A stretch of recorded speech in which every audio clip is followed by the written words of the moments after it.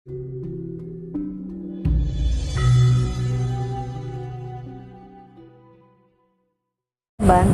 mengkondisikan untuk ya ini tidak terjadi fatal gitu. Mungkin kalau fatal presiden udah gak peduli aja, tapi ini beliau sangat peduli gitu, karena aku ngecek jangan sampai di sini tuh terjadi keributan seperti yang dikhawatirkan negara-negara lain gitu. Jadi beliau cegah hal itu tidak terjadi.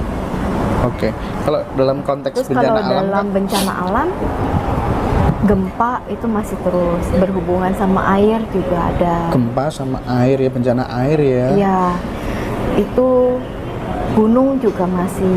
Kecelakaan-kecelakaan yang berhubungan dengan air itu patut diwaspadai juga. Gitu. Kalau dunia entertain, artis mungkin ada. Oh, saya nggak pernah ngikutin gitu ya. gosip. Oke, siap. Jadi nggak tahu artis.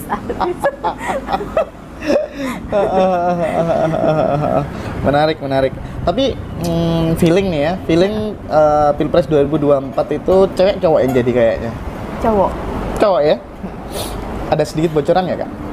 Apa gitu, kode apa gitu, gimana karakternya, dia itu kira-kira nanti akan bertolak belakang dengan Pak Jokowi atau justru malah menjadi mentransformasikan apa hasil yang dilakukan Pak Jokowi hari ini dilanjutkan dengan baik gitu, kodenya gitu gimana?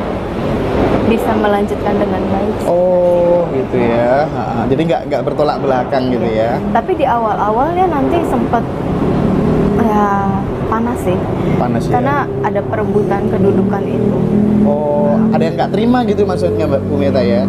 Oke, ya. Wajar lah ya ada dalam. Yang punya ambisi. Gitu. Kenapa? Ada yang punya ambisi karena ada tujuan-tujuan tertentu. Tapi ya sudahlah. Iya. Kita nggak bisa ikut. Tapi semuanya teratasi ya? Iya. Teratasi. Oke. Nah, ini karena di Buddhis ya, saya tertarik sekali, kebetulan saya ngikutin banyak tokoh-tokoh di Buddhis, ada Bante Panyavaro ya.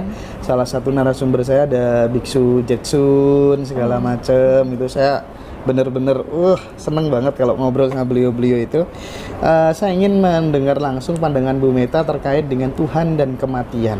Ini kan sesuatu misteri dan teka-teki yang menarik dan indah gitu. Menurut Bu Meta bagaimana? Iya, tetap kok kita sama ya, tujuannya satu Tuhan yang Maha Esa kayak gitu. Tapi caranya saja yang berbeda. Oke. Gitu. Di Buddhis sendiri kan alirannya juga banyak gitu. Tapi semua satu tujuan juga gitu. Kalau bicara tentang kematian Bu Meta, iya, bicara tentang reinkarnasi dan lain sebagainya itu, gimana pandangan Bu Meta? Iya, awalnya mengenai kematian ini saya mengira semua itu prosesnya hanya seperti yang ada di Sutta aja, sesuai ya udah. Oh ini teori aja. Dulu saya mikirnya sempat kayak gitu. Oh ini teori aja. Tapi setelah saya mengalami sendiri, ternyata seperti ini toh prosesnya kematian. Ternyata ketika seseorang tutup mata, terus dari menjelang kematian dulu deh. Ketika seorang menjelang kematian, kalau kematiannya itu dialami dengan sakit ya, itu dia akan muncul gambaran kehidupan.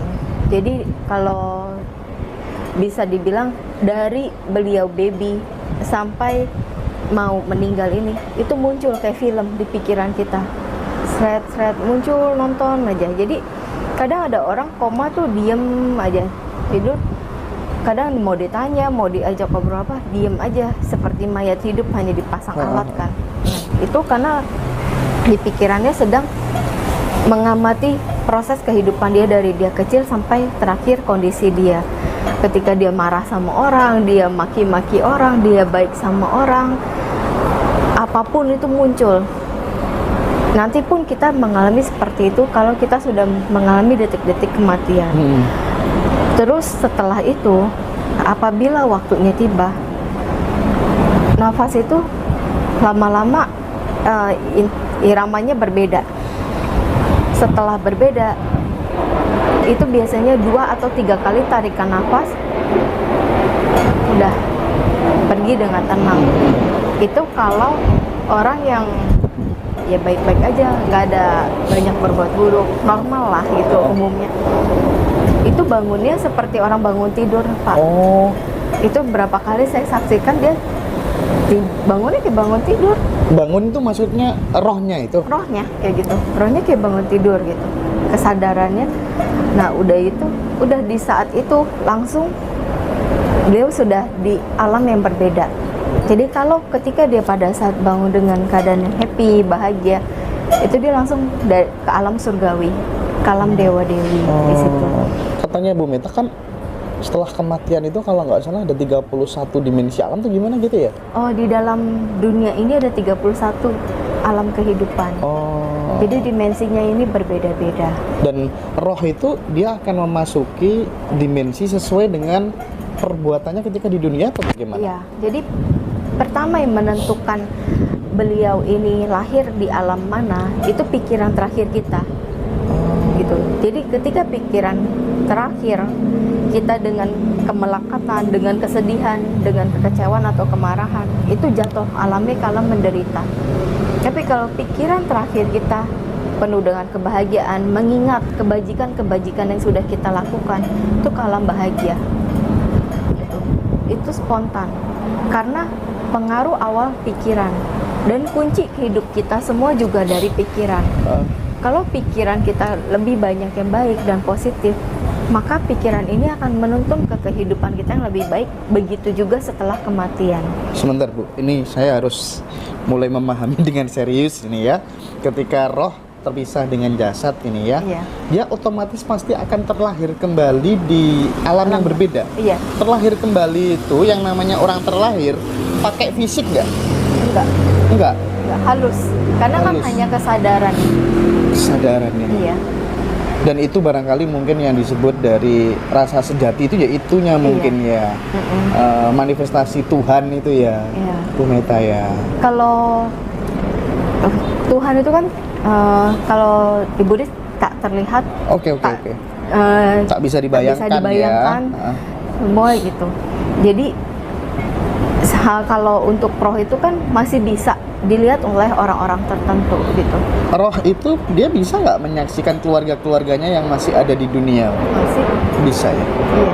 Oh. Jadi kalau si roh ini sudah bahagia, dia akan menjadi malaikat-malaikat, dewa-dewi dari alam surgawi. Apabila ada sanak keluarga atau orang-orang yang berkaitan dengan dia lihat, oh ini perlu dibantu nih. Oh ini dilihat kondisi karma baiknya udah waktunya berbuah, jadi dia bisa bantu, bisa tolong. Oh, berarti leluhur-leluhur kita itu bisa bantu anak cucunya ya? Bisa. Kalau dari alam surgawi itu karma baiknya kita sudah mendukung, itu akan terjadi hal baik dalam hidup kita, karena dia membantu mematangkan kondisi baik yang terjadi dalam hidup kita. Tapi kalau belum waktunya karma baik itu berbuah, kita mau doa-doa, mau mohon sebanyak apapun, tidak ada yang dikabulkan. Oke. Karena para leluhur itu hanya membantu, dewa-dewi itu juga hanya mengkondisikan. Tidak dikondisikan pun semesta, Tuhan ya, itu sudah kayak terjadi aja sama kita. Otomatis. Otomatis. Nah, tadi Bu Meta berbicara tentang pikiran ya. Saya itu terkadang jalan hidup saya itu sesuai dengan cara berpikir saya gitu. Akhirnya saya tahu betul bagaimana dasarnya kekuatan pikiran dalam hidup saya gitu ya. Sementara di sisi lain katanya praktisi-praktisi spiritual itu jangan ikutin pikiran terus, ikutin rasa sejati dan lain sebagainya gitu. Tapi entah kenapa Bu Meta, saya ini buktikan sendiri gitu loh. Dengan ketika saya merubah cara saya berpikir, hidup saya jadi berubah. Betul. Apa tanggapan Bu Meta terkait hal ini? Memang betul sekali. Sebenarnya jadi kita mengubah pikiran, lebih banyak berpikir yang baik dan positif, hidup kita jauh lebih baik dan lebih positif. Dan juga seseorang itu berubah itu berdasarkan dengan pikiran. Semakin seseorang itu terpengaruh dengan keadaan negatif, lingkungan yang negatif, ya dia hanya jadinya stuck dan merasa, wah hidup gua nggak berguna nih, hidup gua terlalu jelek nih. Akhirnya muncul pikiran-pikiran yang merasa, hidup gua kan begini-begini aja, hidup gua mah udah susah, ngapain lagi, udah susah mah susah aja. Itu karena pikiran. Coba kalau udah, mohon maaf, hidup sudah susah, tapi pikiran kita mencoba untuk, oke, gue susah, tapi gue harus tunjukkan nih, gue harus bisa lebih baik nih dari keadaan susah keluarga gue nih. Oke, gue berbuat baik dah. Ada di mana kesempatan bisa melakukan perbuatan baik, lakukan. Enggak, berbuat baik itu enggak selalu harus dengan uang. Kita pakai tenaga kita pun, ada bencana di mana-mana. Oke, saya mau jadi volunteer, ikut, ayo bantu sana, bantu sini. Itu suatu perbuatan baik yang mulia juga. Gitu. Terus kita lagi nggak ada bencana apa-apa, tapi kita mau bantu orang, uang kurang nih. Oke, kita masih punya orang tua, kita lakukan yang terbaik buat orang tua. Misalkan orang tua kita butuh apa, oh mama kita lagi kesulitan, beres-beres rumah nggak ada yang bantuin, kita bantuin. Oh papa kita lagi kesulitan, dia kerja terlalu keras tapi penghasilan itu aja, kita bantuin. Ayo kita kerja keras, bantu, saling melengkapi, keuangan saling melengkapi. Akhirnya pelan-pelan membaik kayak gitu. Terus kita ada uang sedikit-sedikit, ya 500 perak, 1000 perak, hal itu bisa kita bantu kepada sesama aja, ya udah gitu. Terus kita punya nasi, cuma cukup ada 2 bungkus nih, misalnya buat kita sama pasangan kita, sama orang rumah lah, buat serumah. Tapi ternyata pas kita temuin di jalan ada yang lebih kelaparan dari kita, boleh kita berikan satu kayak gitu untuk ya bagi dia lah. Setidaknya kalau memang rezeki itu nggak akan kemana. Selama kita mau memberi, kita tidak menutup rezeki kita. Selama kita mengunci apa yang kita miliki, mohon maaf pelit lah. Ketika kita pelit terhadap apa yang kita miliki, rezeki tidak ada yang berdatangan. Yang ada masalah berdatangan dalam hidup kita. Akhirnya berujung apa? Mengeluh dan mengeluh. Aduh, kenapa ya? Aduh, gue udah berusaha nih, gue udah kerja keras, tapi penghasilan gue kenapa begini-begini aja? Kenapa hidup gue begini-begini? Ya karena terlalu pelit, terlalu perhitungan. Kalau kita terlalu pelit, terlalu perhitungan, ya kita ngelihat sendiri apa yang terjadi dalam hidup kita.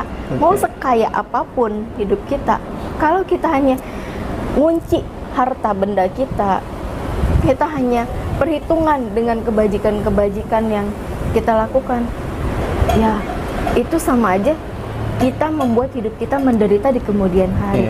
Makanya banyak di sekitar kita deh, coba diperhatikan, yang ketika masih mudanya hidupnya hancur-hancuran, tapi ngelihat dia ada kerja keras, ada berbuat baik, pas hari tuanya ternyata suksesnya luar biasa. Benar.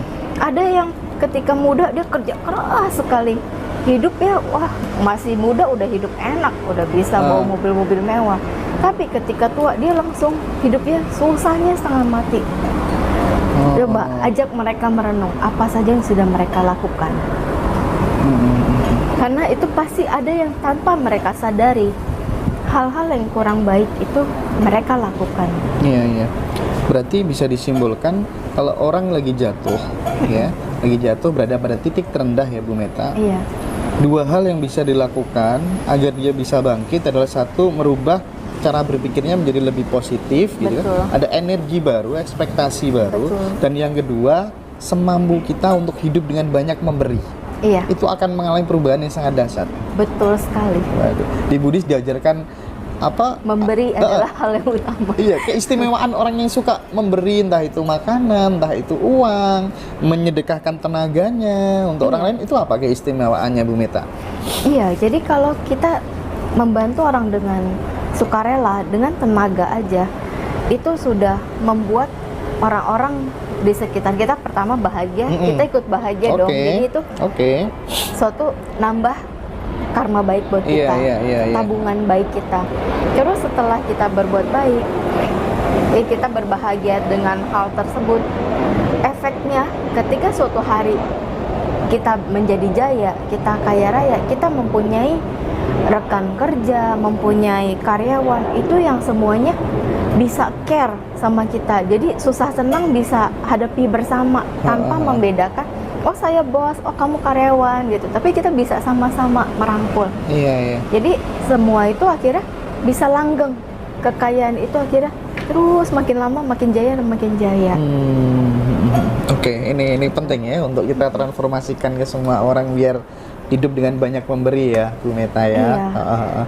Bu Meta pernah nggak melihat atau membuktikan sendiri? Ini kan orang kan debatable ini. Nyi Roro Kidul sebenarnya ada apa enggak sih gitu kan? Ya kan praktisi spiritual satu dengan yang lainnya itu beda-beda Bu Meta. Ya, ada yang katanya itu halusinasi, itu segala macem gitu. Kalau dalam perspektifnya Bu Meta seperti apa tentang Ibu Ratu Pantai Selatan itu? Beneran ada. Beneran ada. Karena itu pertama kali saya bertemu langsung interaksi langsung Uh-uh. di Keraton Jogja. Karena pada saat SMA itu ada mau perpisahan, kita ada kunjungi Keraton Jogja. Pada saat saya lagi ke arah yang kursi-kursi raja, kayak gitu, terus banyak kayak alat-alat zaman dulu lah yang dikacain, kita nggak bisa masuk. Iya. Nah pada saat saya lagi ke sana lagi lihat, itu bunyi kayak keliling kayak kereta kencana gitu. Siapa yang datang ini bunyi keliling? Saya tanya teman-teman, denger gak kayak bunyi kelenengan kereta kencana? Teman-teman gak ada yang denger? Enggak ada yang denger. Enggak, lu mah itu pikiran gimana? Jelas banget tuh bunyi keleneng. Terus kayak turun warna hijau emas, itu kursi emas, turun di itu singgasananya raja, duduk di situ. Terus dia memperkenalkan diri beliau. Kalau beliau itu ratu Pantai Selatan. Terus saya kan langsung menghormat dong, kayak menghormat kepada yang patut dihormat gitu. Nah, ketika saya menghormat, saya bilang ada apa ya? Kenapa menunjukkan ke saya? Dia menampakkan diri ke saya gitu. Beliau hanya bilang, saya hanya memperkenalkan diri kalau saya adalah Ratu Pantai Selatan. Kalau ada apa-apa, kamu bisa panggil saya atau kamu bisa kunjungi istana saya di sana. Beliau langsung nunjuk ke arah pantai kan. Arah pantai? Nunjuk ke arah pantai gitu. Terus saya, oh iya terima kasih. Di situ nggak lama beliau pergi lagi naik kereta kencananya.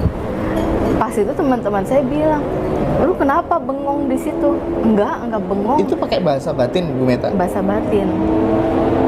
Kenapa bengong? Enggak bengong, saya bilang. Itu tadi ada Ratu Pantai Selatan. Nah, terus mereka langsung pada bilang, oh itu Nyi Roro Kidul. Iya, aku bilang, beneran. Iya beneran, itu ada katanya. Tapi beliau bukan yang suka minta pesugihan, ngasih pesugihan atau itu. yang apa meninggal di laut, itu bukan beliau. Oke. Tetapi ada makhluk yang menyerupai beliau. Itu karena dari pakaiannya pun berbeda.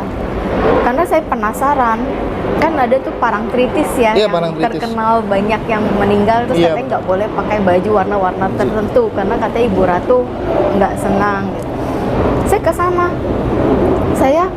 pada saat ke sana, saya menghormatilah, dibilang nggak boleh pakai baju yang Ibu Ratu tidak suka, saya pakai yang berbeda, karena jangan nantangin gitu. Pada saat datang ke sana, semuanya memang tenang-tenang aja, nggak ada apa-apa. Tetapi ada di satu sudut, itu kayak kerajaan Nyi Blorong. Dan ternyata beliau itu yang suka menyerupai Ratu Kidul.